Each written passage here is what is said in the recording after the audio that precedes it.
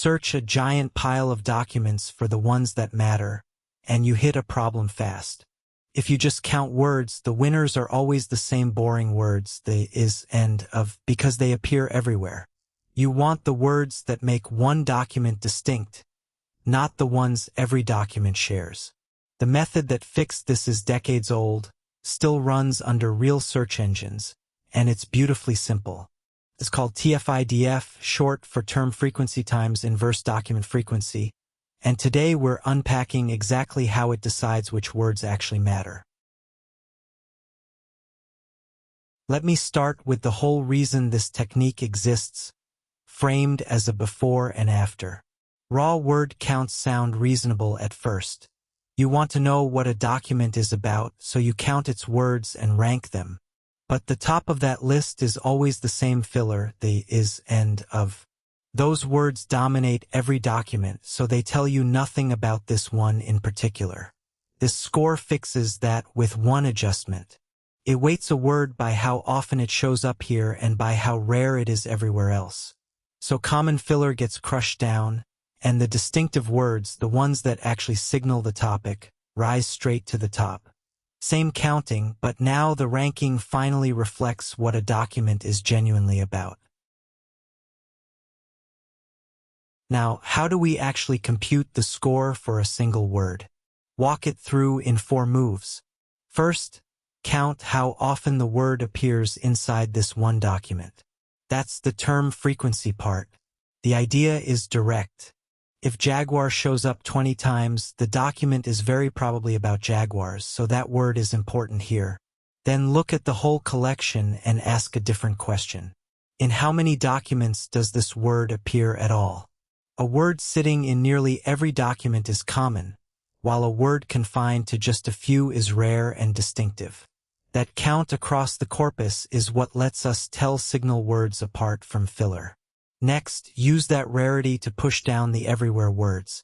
This is inverse document frequency. Words that appear in almost every document, like the an is, get a tiny weight because appearing everywhere means they carry almost no signal about any single document. Finally, multiply the 2 pieces together. You get a high score only when a word is frequent inside this document yet rare across the collection. That combination is exactly what a distinctive, meaningful, topic-carrying word looks like. A word that is frequent but common scores low, and a word that is rare but barely used here scores low too.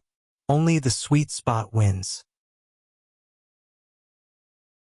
So step back for a moment, and the whole method really rests on 3 ideas working together.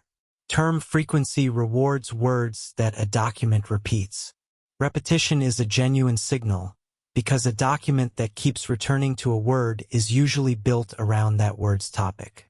If a page mentions jaguar 20 times, it is almost certainly about jaguars, and this piece captures that. Inverse document frequency then downweights words that appear across many documents. Filler like the an is loses almost all its weight, so it stops drowning out everything else in the ranking, and the words left standing near the top are the ones that truly characterize the document. Score every word this way, and a document becomes a vector of weights over the vocabulary. Compare those vectors, and you can rank pages against a query or measure similarity between documents with a simple cosine. That is why classic search engines leaned on this for years before ranking functions like BM25 refined it further. Alright, for takeaways worth keeping. This score measures how important a single word is to one document within a larger collection. Term frequency rewards words repeated in the document, while inverse document frequency punishes words that appear everywhere. Multiply the 2 and distinctive words, frequent here but rare overall, get the highest scores automatically. Needing no training, fast and easy to interpret, it stays a strong baseline for search, classification, and clustering to this day. Want more ideas from machine learning explained this plainly? Head over to standarity.com and keep learning with us.